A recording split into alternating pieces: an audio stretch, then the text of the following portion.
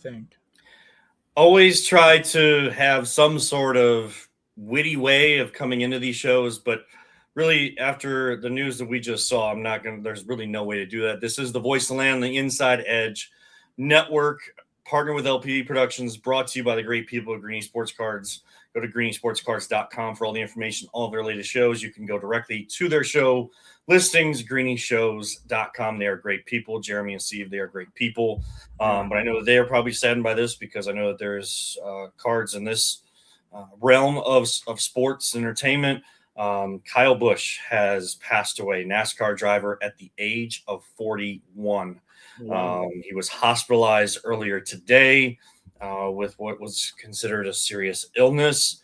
No further details. NASCAR has put out a post. A lot of the other entities within NASCAR have put out posts about, just like we would say, our condolences are with the Busch family. I know he leaves behind wife and kids. His brother Kurt Busch has been in the racing realm as well, and they've been well known. I know that Kyle may not have been always the most liked driver, just the way he approached things, but I thought he brought a different type of swagger, a different attitude to NASCAR that kind of helped like newer fans and newer generations kind of stick with it, with kind of that attitude, that competitiveness, that fiery side.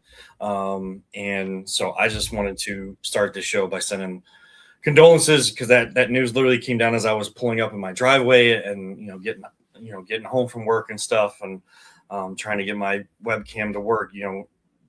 Technical difficulties made us a little late, Right. but no matter what, I was going to start there. Rye, I'm Kevin Earl. He is Rye Mosser.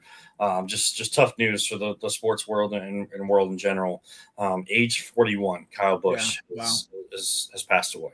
Yeah, I hadn't heard that. That's actually the first time hearing that. So that's really awful. Prayers to his family, his loved ones, obviously. 41, such a young age.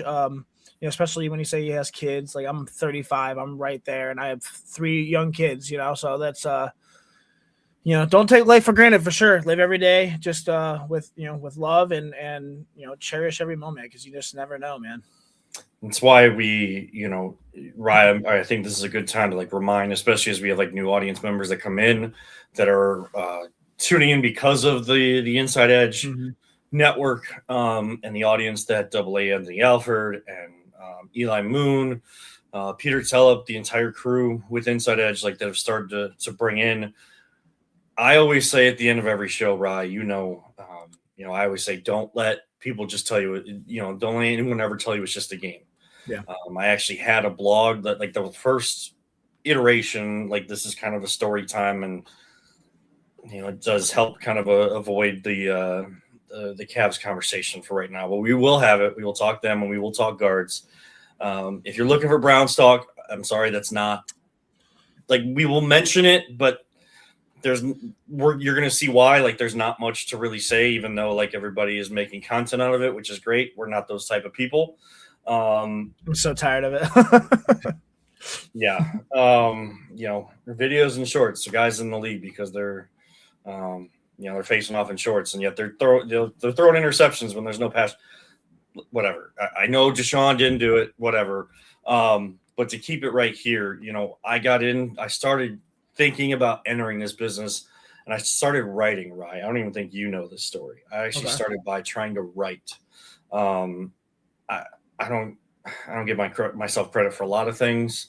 I wouldn't say my writing was good, but I can turn a phrase from time to time. It's easier. I found it easier vocally than typing or writing it out.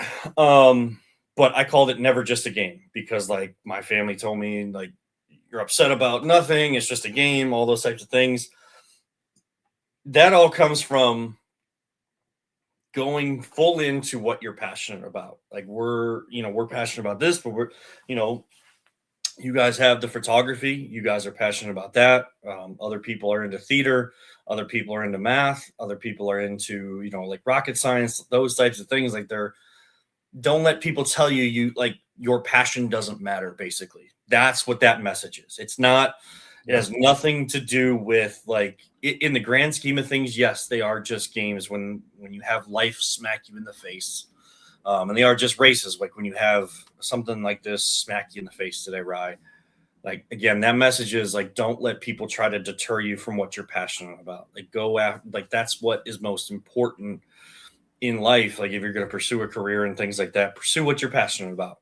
But we know, we still say that with the understanding and the full knowledge that there are things that still matter more in life, like family, friends, religion, like those types of things are still at the top of the list. So I want to make sure before I say that at the end of the show, when we have new viewers or whatever, Rye, I think this is a good time. Unfortunately, with the passing of Kyle Busch, if you're just joining us, Kyle Busch, NASCAR driver, dead at the age of 41. He was hospitalized with an illness, some sort of serious illness, earlier today, and things unfortunately went the wrong direction.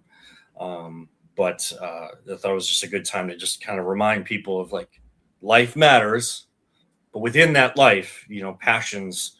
Kyle Busch put all of his passion, his energy when he was on the track into something he was very passionate about, which was racing cars. But when he was home, it was family first, and that was always a big thing. And as you got older, like, you started to see those stories as his family grew. So sorry to kind of start that way, but I thought it was only necessary to do that. Sure. Yeah, that's awful. I mean, like you said, whatever you're passionate about, man, just do it full force. You never know. I actually started out writing too, and it didn't work out too great, and I lucked out and started into the media through this podcast, and now it's blowing up, and I'm very grateful. So you never know. My passion was to get in sports and in some way talk about them, and it's you work hard enough, you fake it till you make it, and you have enough faith, you're gonna make it. So yeah. And we all the sad reality is, like, we only all get one life, and you gotta. That's why Mike Allen, who I wish was still around. He passed away at in his 30s, but he was great on the camera, like games for LPV Productions. He was great at so many different things, and I know that there's like wrestlers that say it and there's other people that say it. So I'm not saying it was original, but one of the messages, because I heard it from him more often than anybody else, was live life all gas, no brakes. That meant, don't live with regrets. If you're passionate about something, or there's something you want to go after, vacation you want to take, and you're questioning about it, you're pushing it back, take advantage, because we all never know. And I think today is another one of those unfortunate reminders. But yes, this is the Voice of the Land on the Inside Edge Network. We appreciate everyone that does jump in. I need to do a better job and actually retweet, which I may have to do in a commercial, because we have commercials to play now with Inside Edge. So, I get like a 30-second break from talking if I need to, or whenever I need to. And so we are brought to you, though, by Greeny Sports Cards. I want to give them a full read.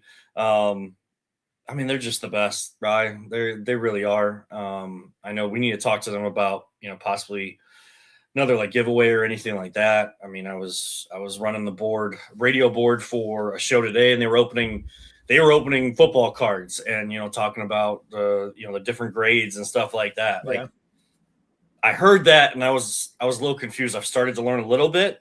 But like, I was a little confused. Who's going to help you with that? It's going to be the people at Greeny Sports Cards. And when they're at shows, you reach out to them on social media, like they'll have those conversations. They love those conversations, and wanting more people in the community, the card collecting community, whether it's sports or Pokemon or, whatever it might be, even memorabilia, those are the people to talk to. Right. They're just the absolute best. And they're awesome, man. I love Greenies. Steve and Jeremy, man, they are just, it's very important when you partner with people, you partner with good people. True. And first and foremost, they are good people. And then they're very good at what they do. So that is why we partner with them. And I know there's others that are very good at it. They've worked with other sport collecting groups too. So like, it's all a big community. So, I'm not trying to say like they're better than everybody, but they are among the best because of who they are, what they do, and how they interact with that community and so many other card collecting groups. And I'm sure just like them and every other Cavs fan around, tonight, game 2, Cavs Knicks, 8 p.m. in New York. Boy, oh boy! Like I don't really want to rehash what happened in game 1. Sure. Like we gotta like break it down and give our thoughts and everything. Because just like the team, like we need to move on, and it's a very quick turnaround with one day in between every game. But this team, man, like I got to admit, Ryan, like I don't know how you felt during it. I didn't like. It might be surprising for some people. I didn't get mad. I didn't start yelling. It sucked. It hurt. But like, I've been burned by this team so many times this season. When you start like when you start to feel like they're doing what they're supposed to be doing, and they're gonna take off. Yeah. Again, we hit another wall. It's one step forward, one step back. It's felt like all season long. There is just we're just riding that fence. There's no like going far beyond it or far behind it. It is just like the pants are stuck on the fence and they're ripping, but they're hanging on by a thread right now. Yeah, I was pissed. I was so pissed. I mean, 22 points with like 7 something to go. I mean, that's inexcusable. I mean, obviously the Knicks figured out something with James Harden, and we'll see if they continue that. We'll see the adjustments that Kenny Atkinson makes, but man, it was just brutal to watch. And then at the end, the cherry on top was, Sam Merrill's 3 at the buzzer, going in and out. Like, that just sucks. I was so mad. So I don't know. I mean, that doesn't mean I don't think that we can't win game 2 by any chance. I definitely think we can.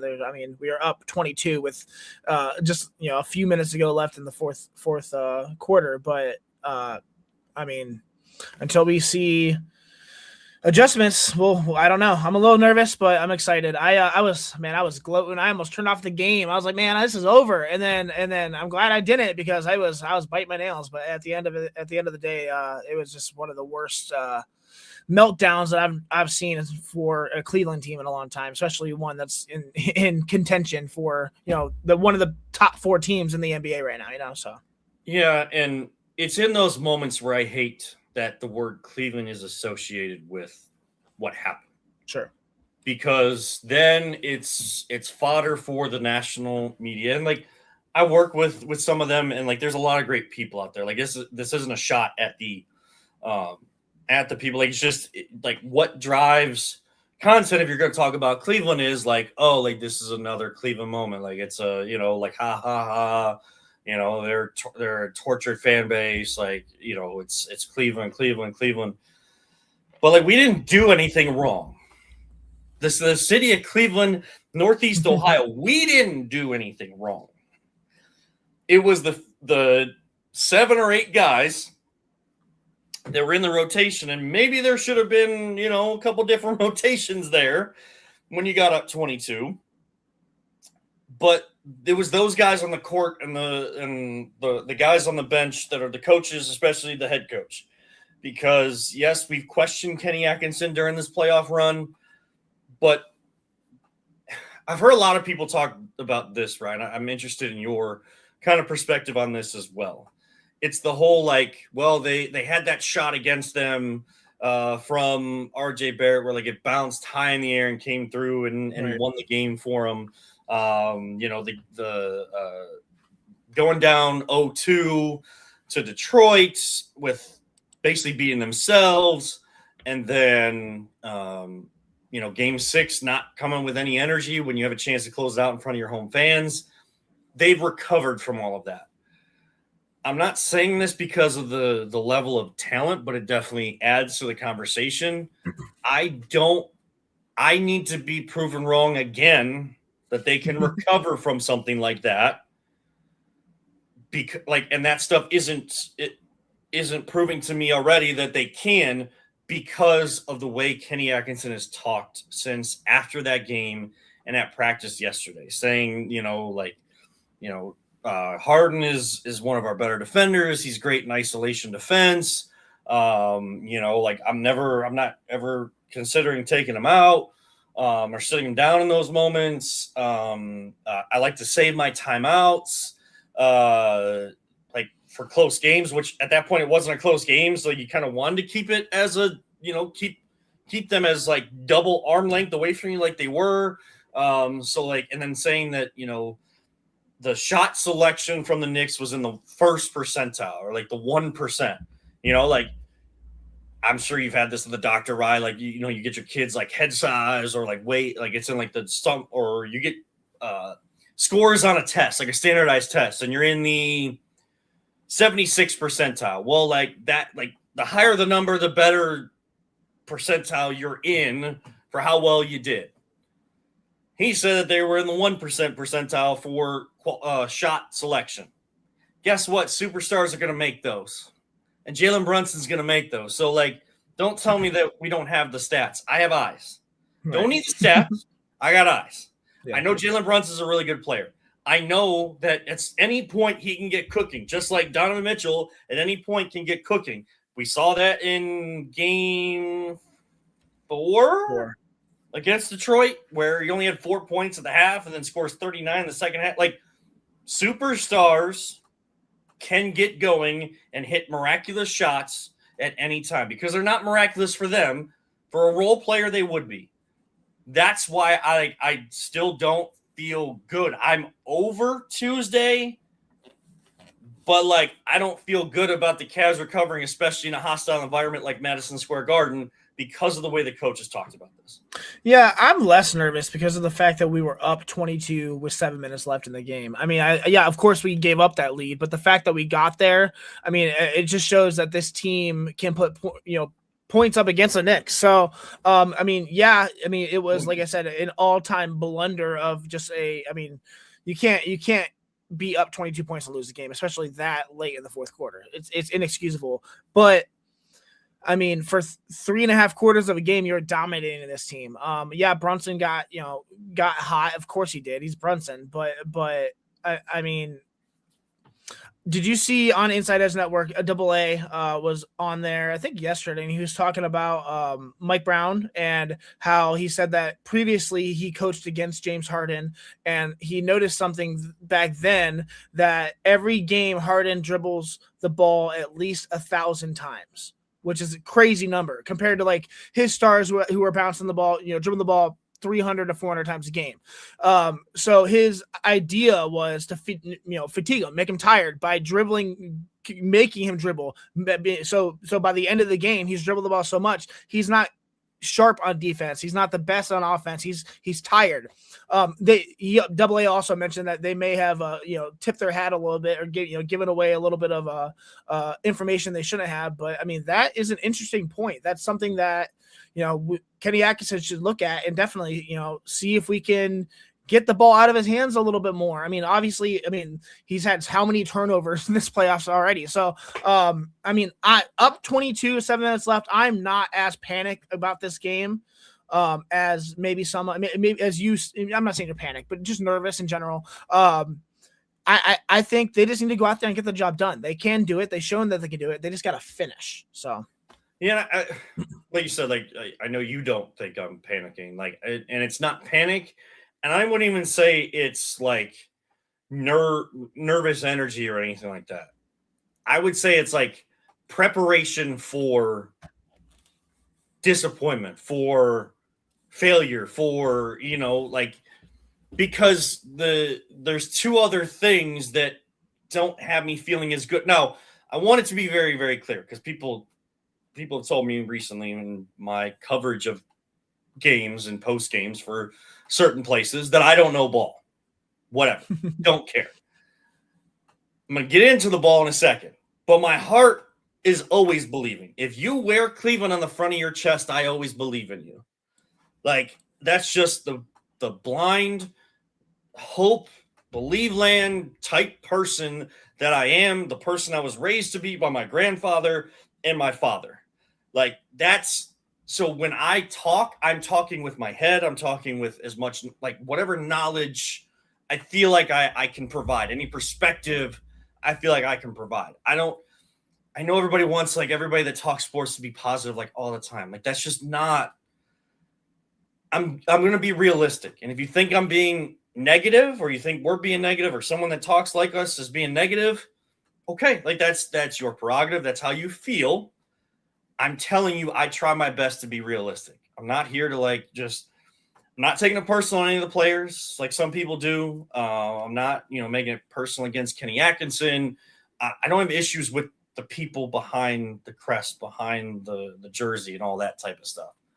I have issues when you don't play the game the right way and you don't finish games the right way. And I've seen what that can do, especially when you're on the road and how that, mentally recovering. Like how many more times can you do this? That's a viable question.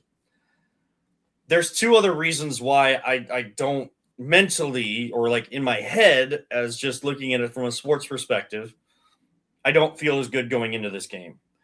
And that is number one, the Knicks shot terrible from three, and they've been shooting very, very well. So I think that there was some rust that was a factor in not shooting well. Sure. The Cavs defense is what got them to the 22-point lead. Don't get mistaken that I just think that they were down 22 because they were rusty. No. The excuse for rust went out the window when people started using that for Deshaun Watson. I don't use that. Nobody gets it. But there is like at least that was a part of the struggles that the Knicks had. I don't think they're going to shoot that poorly. I don't think that, I don't know that they're going to shoot like lights out or whatever. There might be a game where that happens. Like each team shoots lights out and like there's just no overcoming that. But like I know that they're going to shoot better. So we're going to need to like kind of ebb and flow a little bit more with them. Like there's going to be some more give and take.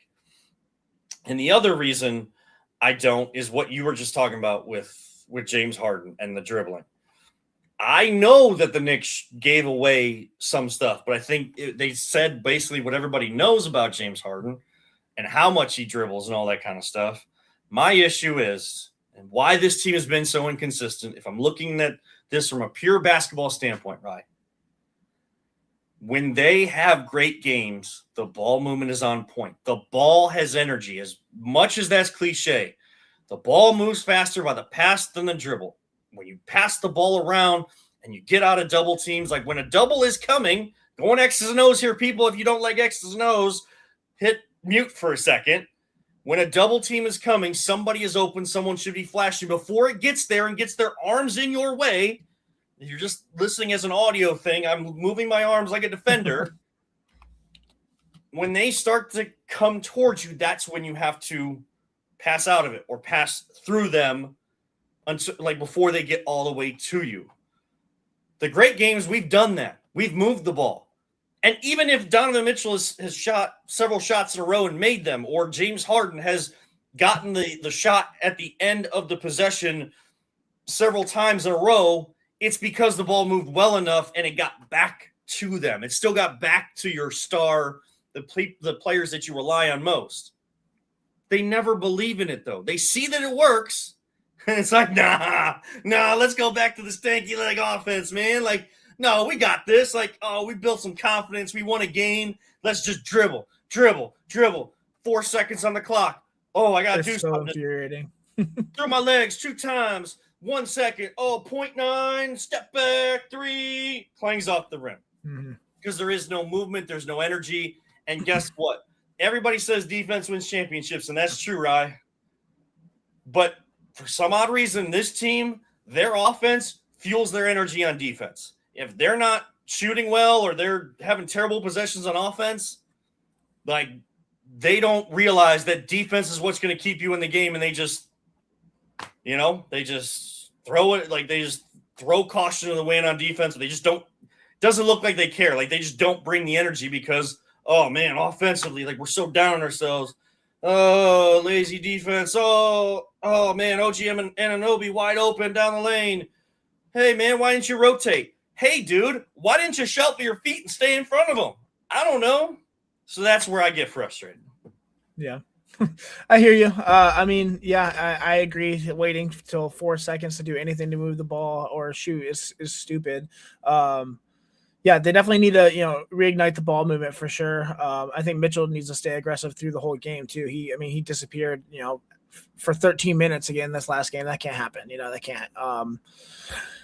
And just control the glass. I don't know. That inverted pick and roll also worked a lot with Mobley against Detroit, so I wouldn't mind seeing that as well. Just anything where that ball's moving continuously. I need to see cuts. I need to see passes. I need to see, like you said, when the offense gets stagnant at the 3-point line with 3 seconds left. I mean, you're praying for a hope that they make a major contested shot. It's stupid. There just needs to be some offense in this for sure.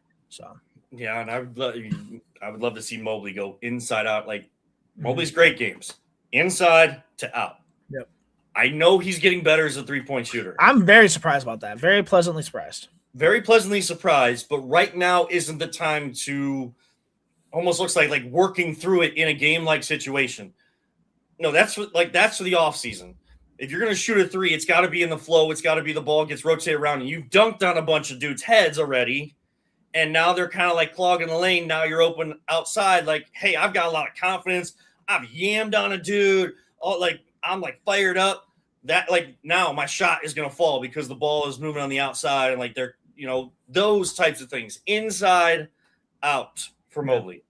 Last game, he started inside, went out, and then just kind of stayed out. Yeah. And it's got to be inside out. I'm not just saying inside, then out, and that's where it ends. No, it's inside, outside, inside, outside, inside, outside.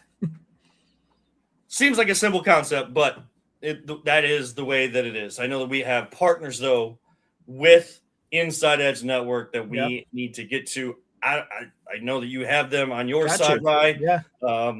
If it's possible, let's get a couple of messages from the great people that have decided and are willing and so excited about partnering with us here at the Inside Edge Network. Absolutely. Let's do it, brother. Discover our collection of handcrafted candles. That's right, every product is thoughtfully created in small batches free from harmful toxins for mindful everyday indulgence. Our candles are hand-poured in coconut soy wax with natural wood wicks, offering a long-lasting burn and rich fragrances. Create a cozy, safe ambiance for your home with candles from Alley Rose Fragrances. First-time customers use the promo code InsideEdge20 to receive 20% off your order. AlleyRoseFragrances.com, proud sponsor of the Inside Edge Podcast Network. Fanatics isn't just our name, it's who we are. Loyal, passionate fans dedicated to our favorite teams and to the sports we love. That's why we're honored to be able to offer fans the world's largest collection of official sports apparel and sports jerseys from all leagues, teams, and players you love. We feature a wide selection of gear from every league, including the NFL, MLB, NBA, NHL, and NCAA merchandise, which allows us to serve fans of football, baseball, hockey, basketball, lacrosse, soccer, golf, and, everything else that gets your heart pumping. Go to Fanatics.com by using the QR code on your screen right now to celebrate your teams. That's Fanatics.com, a proud sponsor of the Inside Edge Network, Cleveland's digital leader.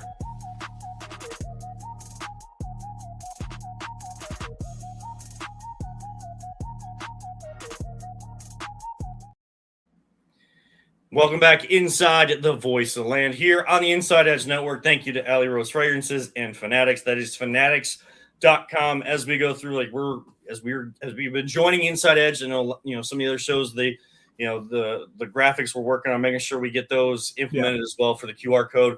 But Fanatics is Fanatics.com. Just the word that's long form of the word fan. Fanatics.com. You can get all the great gear there, and Alley Rose Fragrances, a great place as well. A couple more partners we'll get in here in just a little bit. That QR code is actually on the Inside Edge Network's X or Twitter at Inside Edge Net. They're Cleveland digital leader for sports, entertainment, and mental health. Follow them at Inside Edge Net on TikTok, X, Instagram, YouTube, and Facebook. Absolutely. Inside Edge Network here in the city of Cleveland and Northeast Ohio. Switching gears, a little bit more fun. Again, if you're just joining us, we did mention right off the top, Kyle Busch, NASCAR driver, unfortunately has passed away at the age of 41 after being hospitalized earlier today. No further details that I've seen, and right now that's really not needed. The family needs their privacy, and all those types of things. I'm sure it'll get reported some way, somehow. But it's just sad to see Kyle Busch. And then we also and then Amy Arnold there said thoughts and prayers to all Kyle Busch. What's so up, thank sis? you, Amy. What's up, sis? All the way from Seattle. As we switch gears, though, talking about Guardians baseball, it's a good. I do want to make sure I give a shout out to my wife Jana. It is our wedding anniversary today. 4 years married today. We could have pre-recorded. What are you doing? He's at the park with Link. Link was yelling at her to take him to the park. I hear you. Okay. This weekend we're we're supposed to go Congrats. down with the in-laws. I know that the weather's not gonna be great, but and her mom has some events to go to. I just need get away. It's just nice to go down to the country, down there in Harrison County. It's just nice to get away and just have the quiet, and kind of. But I think Granny's gonna watch Link for at least part of maybe either Saturday or Sunday. We're gonna celebrate our anniversary by going to see Mandalorian and Grogu, the movie. Fun, nice. We are. You said 4 years. 4 years, yes. Congratulations, dude. I don't know if you even know the story, but I'll just tell it real quick. People don't need to hear about love lives and stuff. But I was dumb and on all the apps and everything like that. But I wasn't there for I know what other people were there for, and I'm only going to leave it there. But then Facebook added a dating element as well. Okay. And so I jumped on there, and after a few months on there, she ended up liking my profile, and then we got to talking, and we saw we were we love baseball, and a lot of the same stuff, and then we talked all summer of 2019, and then our first date was watching the Browns and Ravens in 2019. I think they were at the Ravens. Chubb had a good game. Okay. Yeah, really good game. That's a good one. Yeah, so we were at her house in Lakewood, watching that. We got Subway, nothing fancy for a first date or anything. It's kind of where you start to know hey, this person's kind of vibing the same way, Sure. We don't need. And I went to Walmart with her to help her get new tires in her car. That was our first date. Oh, you guys. Yeah. So then, as we went along, we ended up, getting married this day back in 2022 at League Park, which is historic League Park where, Babe Ruth hit some historic home runs. And so we got married at home plate where all that stuff happened because they have the new turf field. They do tournaments there. They have the Baseball Heritage Museum there. It's, a nice little cool, quaint museum about the history. It's where professional baseball started in this town. And they still kind of have they built up the wall in right field to be as high as it was in back in the day. And I think there's 2 original standing walls of the stadium still. That's cool. Still existing. So we got married there, and then we had our reception. It was all baseball themed. Funny. Again, I think this is more fun than trying to dive into a Browns QB battle right now. Screw that. Wanted hot dogs, hamburgers, pretzels, everything that you would do at a baseball, stuff you would get at a baseball game, Cracker Jacks, that type of stuff. So we're not fancy. We're gonna get dressed up fancy, but we ain't. We always say we act like we can look fancy, but we ain't fancy. And there was a place that we went to as we were looking for venues, and even for our reception. League Park, by the way, for 2 days, 2 hours each day, one for the rehearsal and one for the wedding, $300 total from the city of Cleveland. All we had to pay was $300. So cool. Trying to save as much money as possible. But we were looking for places that would do the hot dogs and stuff like that. Well, one place told us it was without adding anything else, it would be $70 a plate for hot dogs. Because they're the best hot dog. International heart. Yeah. Yeah, Harvester. top Did I of say the line. international harvester? Oh my gosh. I live on a farm. The combines outside. Hebrew National, excuse me. Nathan's, the good ones. Yeah, exactly. Stupid. Sugardale, like dollar dogs, Ego. those types of things. Like that's all you really need if you're gonna have a baseball thing. So we ended up finding here in Wycliffe the Italian American Club that has the big bocce tournament every single year with teams from all over the world coming in every single August. Like there's this catering company called Trevi Catering. They operate out of the main like banquet hall on the land of the Italian American Club. And we talked to them and they said like $3 a plate for hot dogs.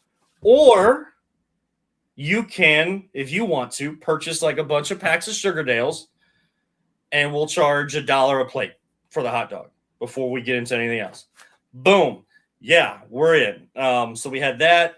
Then like I think it was either the night we were setting up or the day of, like the main guy, the Gepepi family that was running the catering business. Shout out to all of them and what they did. They came to us, they reached out to us, and they're like, "Hey, like, do you want we have like these like satchel type bags that almost look like like concession stand, like concession workers that go up and down the things. Do you want us to do like maybe like the pretzels and like the popcorn like that, like handing it out to people?" That's cool. And like, yeah, sign us up. So yes, and then I had a bunch of people come up to us and say like, "Look, I go to a lot of weddings, and I don't even know if they actually know because like even though we didn't have an open bar, like people still indulged after they ran out of their free drink tickets. So people are willing to, if they're willing to do it themselves and pay for it, like great. But some people said like, I go to weddings like often and there's like these fancy plates, you're getting the chicken or the seafood or whatever. I barely remember like what happened at that wedding. I'm going to remember what happened here because we also had like old Indians jerseys. We like asked around for Indians jerseys. We put those as our chair covers. That's cool. Around we had, her mom made like these like baseball like stitching stripes that like hung over the table. So every table looked like a baseball. Yeah, we went full in. So I ain't fancy and it was good. So, feel free to tell I'm your a story. wedding photographer. Exactly. I haven't seen any of that, so that'd be definitely variety is fun. So I mean that'd be fun for sure. I like the concession thing. That's cool. Yeah, we're about to hit our 10-year anniversary in September. So yeah. So how like you guys, we can wait. We can do it on your anniversary or around your anniversary. We can tell the story. You want to tell it now? It's totally fine. Like I mean, we'll tell it another time. That's fine. Let's talk some Guardians, brother. Yeah, let's talk. Like so that was. Long story short, that's what was getting us into the baseball talk because but I want to make sure I shout out my wife for our 4-year wedding anniversary. In like the sport that we love together is baseball, and Guardians have won 6 in a row. They just took 4 out of 4 from the Detroit Tigers up in Detroit. Boy, oh boy, Detroit sports not having a good time with Cleveland over the last week and a half.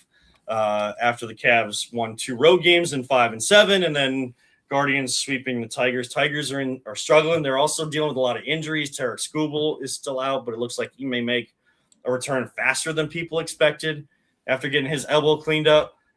But I mean, Angel Martinez, you have to like. This is a guy that Andre Knott told me about Angel Martinez, and like he doesn't like get on a platform or pedestal for a lot of guys. So that's when I knew like this is a guy to watch. Man, it just seems like whatever he touches turns to gold. Yeah, it's crazy. He is hot and for some an outfield needing, a team that needs a hitting outfielder. I mean, wow. Like, man, that wouldn't be nice if we finally just got a guy who has been overlooked forever and all of a sudden, boom, it clicks. I mean, batting 261, his on-base percentage is 304. His OPS is 801. Crazy, dude. Like, I mean, I love it. 9 home runs, 26 RBI. Keep it up. Yeah. And so you have him going. I know that Kwan has been moved down the lineup, which I think is actually – it's starting to help him. I think he's starting to see the ball a little bit better. He's doing, I think, and I'm sure Stephen Vogt will probably do the same thing, and they go on to Philly now. They're probably in the air right now, if not already in Philadelphia, but keeping him down there around the 6th or 7th spot in the lineup because he's got a lot of walks in those few games, and the Guardians are 6-0 in the games that he's been moved down. Now, the intent is for him to go back to the leadoff spot at some point if he breaks out of it. You know, the longer it goes that you keep him out of there and, you know, you're still having success, plans always change. It's professional sports. We know that. It's a business. You're trying to win.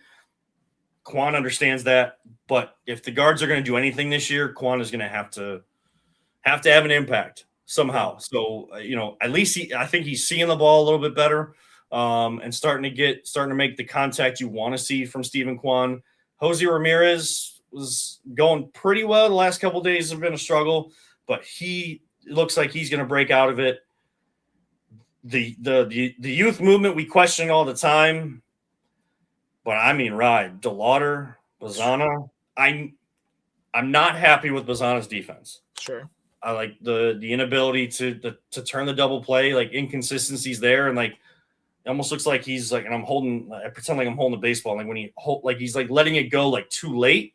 Okay. So it turns into like a curve or whatever, like it's falling away from Rocchio. That's got to get better. But he's the first one to be like hard on himself. He's like talking to himself in his glove, like all that. Like, so I know that will improve because he has that type of mentality.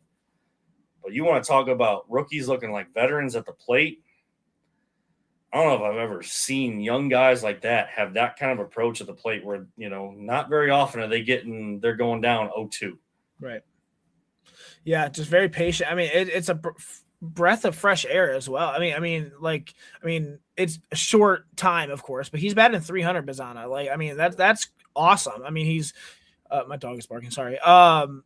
You know, he's hitting home runs. He's making contact. He's putting the ball in play. And that's all we need. Like you said, his defense, sure, but he's young. He's only been up a few weeks.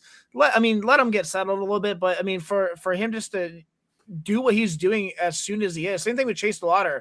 I mean, coming out of the season, actually, I mean, looking like Babe Ruth, as you mentioned earlier, settled down a little bit, obviously, but he's still producing. I mean, run producing swings throughout the Angels, the Reds. I mean, I love it. I think it's so refreshing to have young guys actually hit the ball and for some a little bit of power, you know? So yeah. And like once Quan and Ramirez come around, and I know that Jose will, and you know, we're all hoping Quan does as well. Like that lineup just gets lengthened. Now everybody looks at, let's say, like the Dodgers, the Yankees lineup, and it's like, oh my gosh, like this dude can go yard, this dude can go yard. Like you got to be careful. Like, but those are also guys that are like they are swinging for the fences and they're striking out a lot. That's not what Guards ball is. Like it's great when I see DeLauder hit a home run and he's got the kind of power that I'm sure we're going to see some spectacular distance home runs off his bat as he continues his career in the major leagues. But like taking the ball the other way, Bazana does that. DeLauder does that. Taking their walks, like getting on base. Right. Guards ball is like, I want Guards ball with power. When I say power, I mean like doubles up the alley, hitting the wall, like hitting off the wall, or like so much pace on it that it's rolling all the way to the wall. Like a outfielder can't catch up to it. You're not having to leg out a double. Like it's a legit double out there. Then you add in that you have the speed to leg out a double when it looks like a single, and you have guys that can steal bases, a bunch of guys on this team that can steal bases now. And like Jose is the most in the majors, and you know, he's 33. But Bazana can run, DeLauder can run, Angel Martinez, Quan, like these guys can run. Guards ball is get them over, get them in. The traditional baseball thing. In whatever fashion you need to do it. I thought while people are complaining about Patrick Bailey and you know, he's the same kind of hitter that hit a home run today. He hit a home run today. But like same type of hitter that Bo Naylor is, and the defense hasn't looked great. Like he's still learning these pitchers and like where that ball is going to bounce and all that type of stuff. Like that's going to be adjustment, especially if they continue to flip him with Hedges and even putting Fry back there. Like you don't build a rapport that way. And I think that's why we've seen Bailey in there a little bit more consistently in this Detroit series, because I think Vogt's trying to get that rapport with each of the pitchers and some of the relievers that come in. So he kind of understands like okay, like this slider is going to slide. It's gonna tail away this way, or it's gonna break this way. The curveball is gonna do this. Because while everybody knows the pitches and it's like the same type of hand configurement, like different guys can finagle that ball differently. So you kind of have to get used to that. But I love that, to tie up that game yesterday, he didn't need to try to swing for the fence. He didn't need to try to, hit a double off the wall or anything like that. He pulled the ball down the first base line up to the second baseman and allowed, I think it was, I want to say Rocchio or Schneemann to come home. Mm-hmm. Like there's a guy at third, you got him home. And then, you do what you did in the extras and then you sweep him today, winning 3-1. He hits a home run. Like that's how you build a rhythm. That's what guards ball is. People make fun of it, Rye, a lot. And when the offense is struggling, like it's used as a punchline. I kind of want to hear, like, when the offense is going good, I want to hear it guards ball used in like the positive manner that it should, because it's the right mentality. And what people loved about Terry Francona, guess what? Stephen Vogt is doing that and just adding his flair to it. He didn't try to change everything. He kept it the same, but he's a guy that had just left the major league, so he still understands what these guys are going through and a little bit more able to relate to them. So now it's a different voice. Terry's doing what he needs to down in Cincinnati, and it's always great to see him. He will always be a legend. He'll be one of the best, if not the best manager in our history and baseball history as well. He'll go to the Hall of Fame for it, all of those types of things. He's won World Series. But then you go and get a guy like Stephen Vogt, and now it's a different voice. Similar messaging. Now we're just trying to take it a step further. Yeah, and I mean, I have no complaints. I mean, 6 in a row, like you said, it's like 11-4 in the last 15, and maybe I think it's 12-4 in the last 16 now. I mean, they're finally winning close games too, is one thing I've noticed. They've taken tight ones against the Angels and the Reds even today, and done it with execution. And I think that's a version of Cleveland baseball that wins divisions. Not to mention we're leading divisions. We're up 4 games, or we're up 3 games before I checked before we won this game today. But nonetheless, like, we're up in the division. We're 3rd in the American League right now, and we're nowhere near perfect. So the fact that these young ragtag, that's what this identity of this team is. They're young, they're athletic, they're fearless. I mean, Martinez, Bazana, Delarter, Rocchio, all contributing, all are playing with an edge right now. I mean, they're pitching centric again, but still being carried by their batting for once. Finally, their batting is doing something. I mean, they're resilient. They've won games where they are out hit. They've won games where they walked 10 times. Hi, Link, back from the park. And won games where the bullpen, had to survive chaos. And that's a team that doesn't fold. And for them to be so young, like you said, not really taking a step down from a Hall of Fame manager in Francona to Stephen Vogt, like, it looks like they just, I mean, I don't know. I mean, it's so nice and refreshing to see them stick to their plan, change managers, stick to their plan, stay young, stay resilient, and still find success. It's incredible what this Guardians / Indians team has done for the last 15, 20 years. We're talking guards, bud.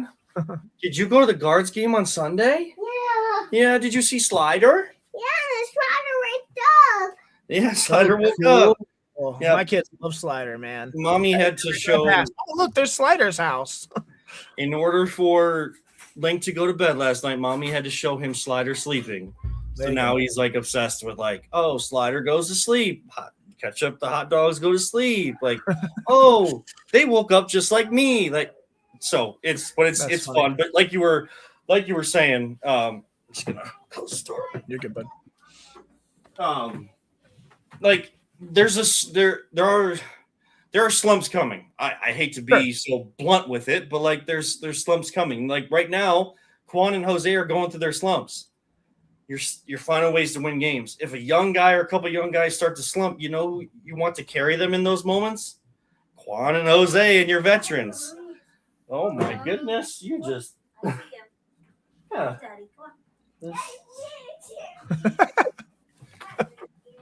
Hey, happy anniversary.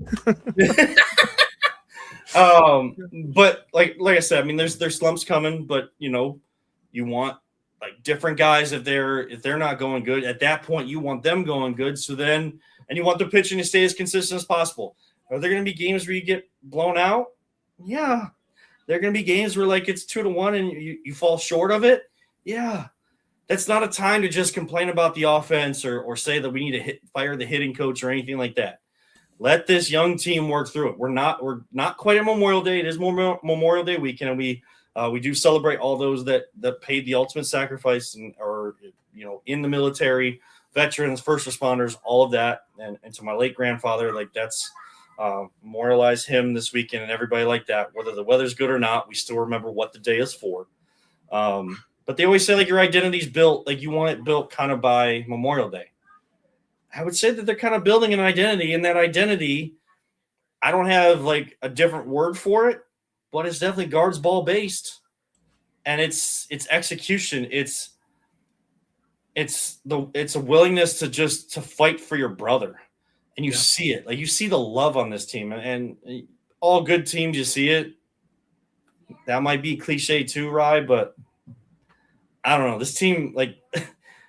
I get like goosebumps and I get like a big smile on my face when I see them like all like joke around and having fun, and Jose's getting on them. And even last night, Bazana makes the error. Bybee throws out the guy at second, picks him off, and they go to the dugout after the 8 innings. Bybee up to pitching 8 innings last night. And the first thing he does, he goes to give a hug to Travis Bazana to show like, I'm not mad at you. I know mistakes are going to happen. Just make the next play. And you did that. Now, like, let's learn from it. That's what you like to see. I agree. And Bybee's young, and he's being that kind of veteran. Like, that's bigger than people realize.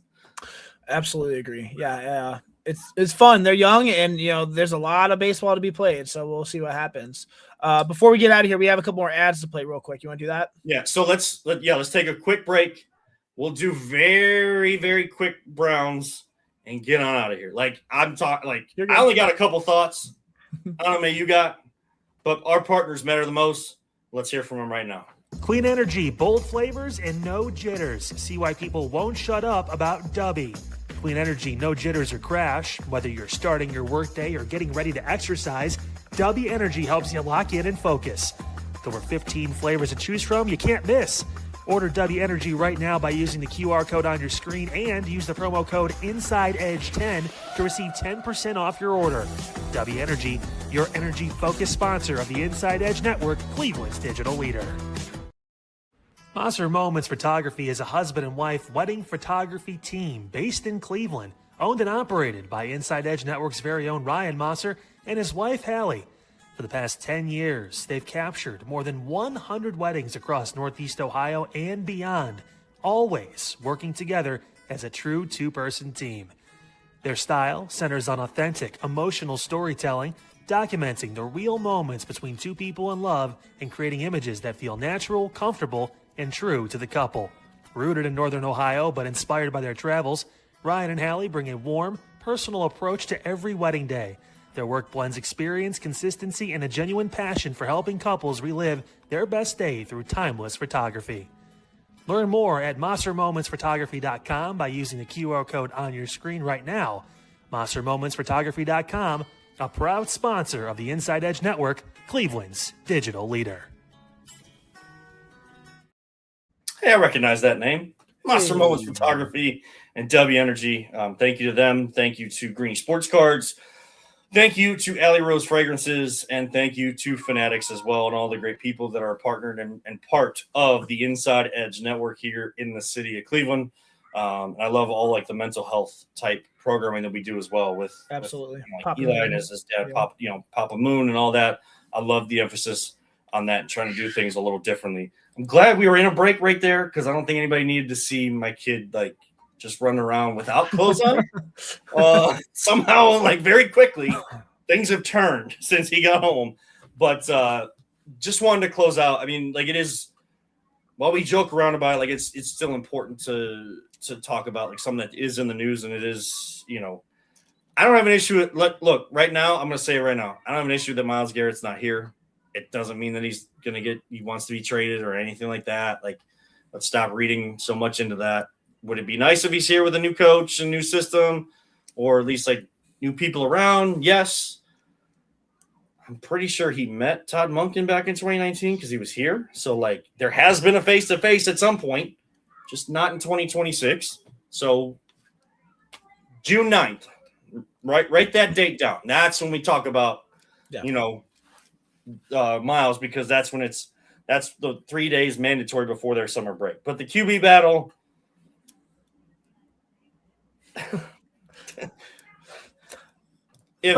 double A, I don't know how to do it, but if there's anybody out there that can clip something, you can clip this right now.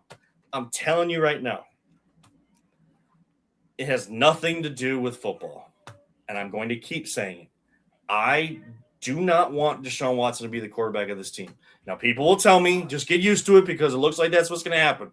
I understand reality.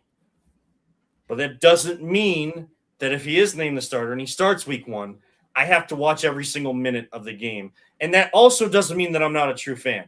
I just have issues, and I've had issues, and I'm not someone that just sweeps things under the rug just because, they're winning and things like that. No, from my upbringing and things like that, I have real issues with the baggage that came along with Deshaun Watson. And I never wanted him here, still don't want him here, still don't want him quarterbacking my team. It doesn't help that he has sucked as a quarterback.